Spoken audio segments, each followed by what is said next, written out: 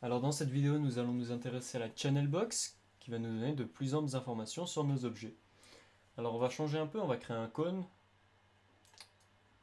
Ce cône, on va le déplacer et lorsqu'on le déplace, on s'aperçoit que dans la channel box qui se trouve à la droite de l'interface, eh bien, les informations de translation en X, Y, Z changent. En effet, vous voyez que l'on peut modifier ces valeurs tout simplement en utilisant les outils de déplacement qu'on connaît.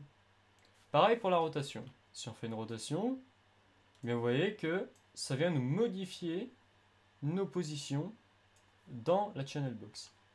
Pareil si on fait un scale, ça vient nous modifier donc notre valeur. Alors ici on a visibilité on, on peut écrire off, vous voyez qu'on ne voit plus l'objet. Et on peut écrire on à nouveau et on verra l'objet. Alors, si cet objet, on veut le réinitialiser, le mettre à 0, on peut tout simplement sélectionner toutes ces valeurs en faisant un glisser, comme ceci, mettre 0, et ça vient nous remettre toutes les positions à 0. Mais le scale aussi. Et le problème du scale, c'est que il faut qu'il soit à 1 pour que l'objet ait une valeur. Alors je dis 1, il peut avoir une valeur un peu plus négative, un peu plus petite, pardon, 0,5, mais cela dépend de vous. Mais s'il est égal à 0, ça veut dire qu'il n'a pas de dimension. Et là, en l'occurrence, il vaudrait mieux qu'il ait une dimension pour qu'on puisse le voir. On va voir maintenant une autre méthode pour pouvoir utiliser cette channel box. On va sélectionner par exemple l'axe Y de translation. Et ensuite, avec le clic de la molette de la souris, on vient faire un déplacement donc de cette souris. Et vous voyez que ça vient nous changer aussi donc nos valeurs. Il faut savoir quelque chose, c'est que des fois, lorsque l'on sélectionne par exemple l'axe Z ou une autre valeur qui se trouve dans la channel box, et bien des fois, les déplacements sont trop rapides. Pour baisser la rapidité des déplacements ou des rotations ou peu importe la modification que vous voulez faire, il faut que vous sélectionnez d'abord cette petite icône, vous cliquez dessus à nouveau, vous venez ici et vous pouvez modifier la densité de l'action que vous voulez effectuer avec le clic de la molette de la souris. Par exemple, là, j'effectuerai un déplacement avec peu d'indentation.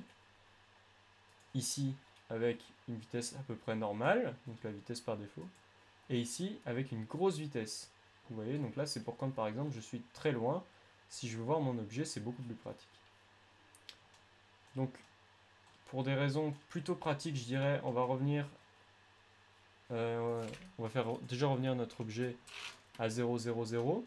Et on va faire revenir notre temps, ici, parce que ça représente un peu une sorte de temps, à donc cette position. On peut resélectionner une gizmo, et là, retravailler normalement sans problème. Alors, autre chose, il faut prendre l'habitude de renommer nos objets dans Maya pour pouvoir avoir une meilleure scène, donc une meilleure organisation dans le projet. Et bien, tout simplement, on va cliquer sur le cône ici, sur le nom du cône, et on va le rappeler par exemple cône. Et maintenant, on travaillera avec un objet qui s'appelle cône, c'est quand même beaucoup plus pratique. Alors, petite chose qu'on va aller voir en complément de cette vidéo, c'est l'outliner, qui se retrouve dans Windows Outliner. Alors, l'outliner, c'est tout simplement le récapitulatif de tout ce qu'on a sur notre scène.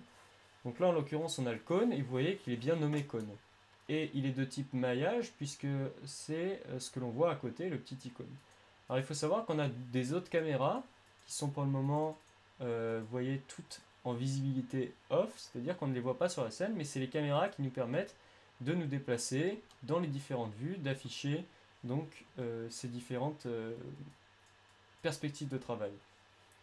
Et ensuite, on a des lumières par défaut qui nous permettent justement cet affichage avec quelques petits ombrages donc pratiques. Mais il faut savoir déjà que nos objets apparaissent dans cette hiérarchie et c'est quand même assez intéressant de savoir qu'elle fonctionne par là, cette hiérarchie. Donc dans la prochaine vidéo, ce que l'on va voir, c'est comment parenter différents objets entre eux.